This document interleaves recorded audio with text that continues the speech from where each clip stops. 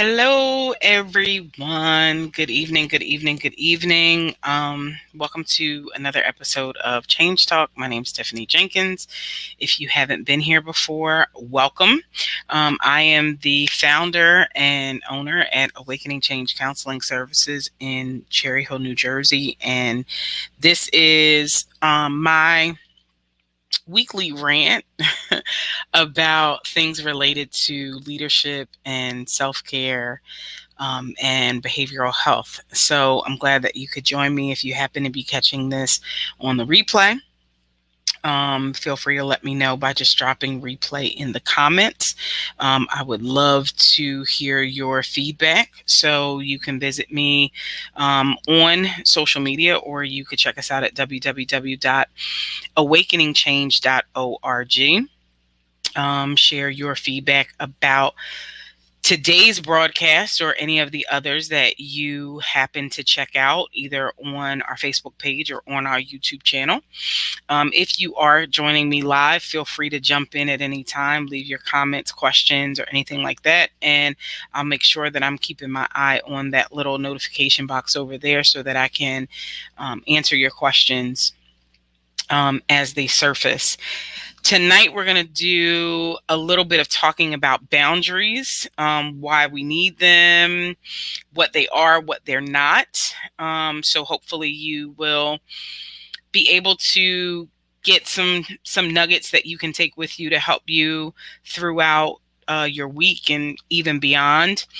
But I have to share with you that I am super excited because a project that I was honored to be a part of has finally been released. If you've been following me on any of the social media sites, you know that I was honored to be a part of an anthology called Shut 'Em Down. Here it is.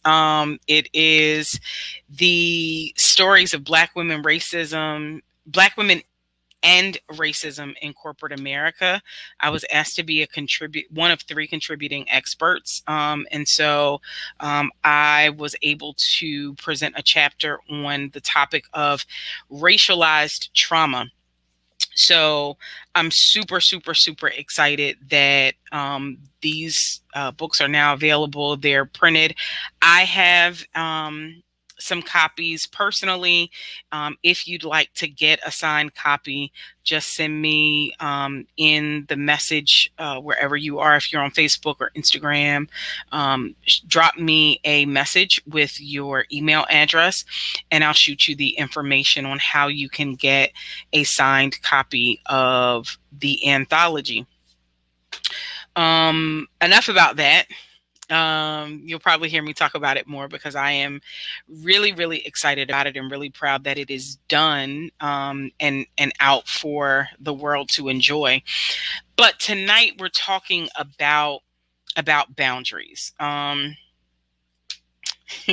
Thank you so much. Thank you. Thank you, Kia. I appreciate you guys' support.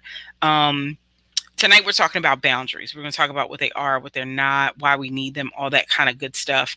And a lot of times when we think about boundaries, we hear that word and we really start thinking about boundaries as being so bad and so horrible.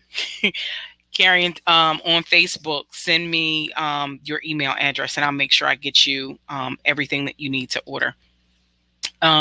We typically think about boundaries as being these bad things, these horrible things. Some people think that if they set boundaries, then somehow it means that they're mean or they're being evil or whatever the case may be. None of those are true. Boundaries are simply limits. They're not walls. And one of the best examples of boundaries that I've ever heard was in a book called Boundaries. I have the book somewhere. I want to say Dr. McLeod and Dr. Townsend wrote a book called Boundaries. And the way that they explain boundaries is that boundaries are like property limits. If you think about the limits on your property or property lines, right? That property line means that everything inside of that line is the property owner's responsibility. Everything. So if something breaks in the house, it's not some random person or the city's responsibility, let's just say, to fix what goes on inside the house. That is solely the responsibility of the property owner. Vice versa, if something happens outside of the property owner's limits or boundaries of their property, then they're not responsible for it. So when we look at this from an emotional standpoint, when we set boundaries, what we're doing is making it very clear what our stuff is versus what somebody else's stuff is. Think about it. You wouldn't want to pay bills that weren't yours. You wouldn't want to take on responsibility that wasn't yours.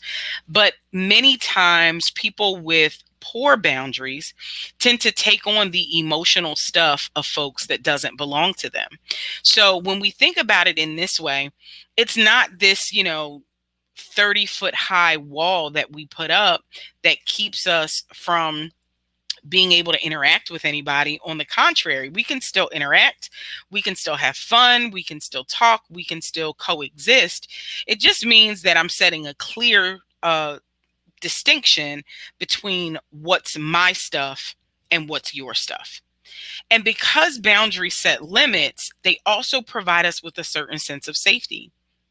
If, again, to go back to the property example, if there is a down power line that's outside, you know that the city or whoever your public utility company is, they're going to come and they're going to set up, again, a boundary around the area to make sure that no one is hurt, so that no one gets into the danger zone. Emotionally, our boundaries, when we set them appropriately and we stick to them, do the same things for us. They make sure that we don't get into a dangerous spot with other people. Now, this looks different in different situations. So when we're talking about, let's say, boundaries with family, Tiffany, how is that safety? Well, it's safety because you don't get pulled into someone else's mess that is not yours. If you have two family members that can't get along, you're not being pulled into their drama and letting that suck you dry of your energy. You're setting a clear boundary and saying, not my circus, not my monkeys. You guys can go ahead and handle that, but I'll stay back here. And it really helps you to be happy, to be healthy, and to stay sane, and make sure that, again, you're not getting into someone else's stuff. The other things about boundaries is we cannot have good self-care. And those of you who are familiar with the work that I do with my clients, you know that at the heart of that, I preach self-care. If we're not taking care of ourselves, we can't really take care of anybody else, right? Hey, Iris, we can't take care of anybody else. So we need boundaries if we're going to have a solid self-care plan. Because if you can't clearly set aside time and space for yourself, just to be in whatever way you need to, whether it's you need to just meditate for a while, maybe you need to go take a walk around the park, maybe you just need some extra sleep. Boundaries, having strong boundaries, gives you the freedom to be able to say, this is what I need, and then to follow through on that. Most of us are exhausted, stressed out, and overwhelmed because we have not set good boundaries. And so we're robbing ourselves of the time we need in order to care for, look after, rescue even someone else. And that's not healthy. Which brings me to the next point. You have to recognize that no is a complete sentence if you're going to establish clear boundaries. If you say no, the answer has to be no. And you have the right to choose those things that you do and that you don't do. Again, it's about setting that limit. It's not about putting up a wall. It's about setting a limit. It's about knowing what you have the capacity for. If you don't have the space mentally, emotionally, sometimes it's financial, to be there for whoever's drawing on you at that moment, you have to say that. Because we often tell people you can't pour from an empty cup. The truth of the matter is we shouldn't be pouring from the cup to begin with. We should be so full, so okay, so happy, so healthy, so whole, that what we're actually doing is pouring from the overflow. We should be feeding folks from the saucer. But you can't do that if you say yes to everything. Now, on the flip side of that, I'm not telling you to say no to everything. I'm not telling you to walk around and be a hermit and say, no, you're not spending time with folks. But I want you to think about, if I say yes to you, am I really saying no to myself? And if the answer to that is yes, then that's dangerous. And you really, really, really need to rethink that, because that's an example of a not so great boundary. Now, when you start setting boundaries with folks, especially people who are not used to hearing that word no, you're going to get resistance. It's not going to seem nice. It's not going to seem normal. How dare you tell me no? I'm asking you for this, right? So you have to expect that you're going to get some level of resistance from folks, because people just don't like to be told no, right? It's kind of like a toddler. The minute you tell a toddler no, they like have a full on meltdown and a tantrum. Well, most adults don't like to be compared to toddlers, but emotionally, that's what many of us do when we're not used to hearing that word no.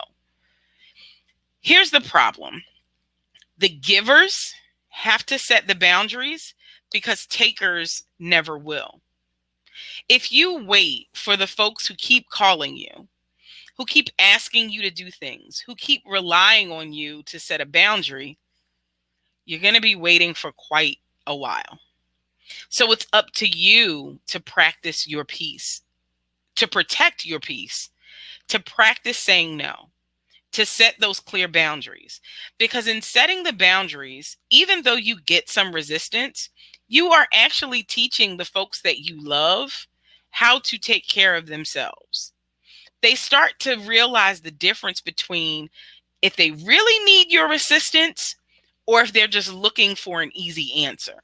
When you start setting clear boundaries, you'll start to figure out the difference between those two groups of people. And in doing so, you get to reclaim your time and your energy for yourself. My last tip: practice the serenity prayer. God, grant me the serenity to accept the things I cannot change, the courage to change the things that I can, and the wisdom to know the difference. Why is this important? Because again, I go back to the first point. Boundaries are limits, not walls. You want to be able to use wisdom. You want to have peace in the situations that you know you really can't help in, but you also want to have the courage to say no. And you need a little bit of wisdom so that you can always tell the difference. So again, boundaries are limits. They're not walls. They keep us safe. They don't keep us isolated. And they are the absolute foundation of a solid self-care plan. Why are they that foundation? Because when we recognize that no is a complete sentence, we start to take our own power back to be able to have fuller cups, so that then we can have something to be of value to something else and someone else.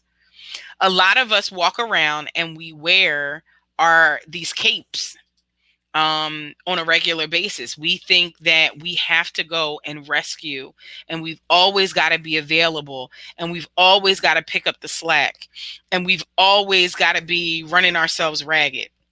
We've really romanticized being stressed out, having no boundaries, and overwhelmed, but it's not fun. We can't be our best selves. We can't live our best lives if we're so busy taking care of other people. Thank you, Angela. We have to make sure that we are okay first, especially in the midst of this pandemic. We cannot be everything to everybody. We have to first be present and available to ourselves so that we actually have something to share. Hopefully, that was helpful.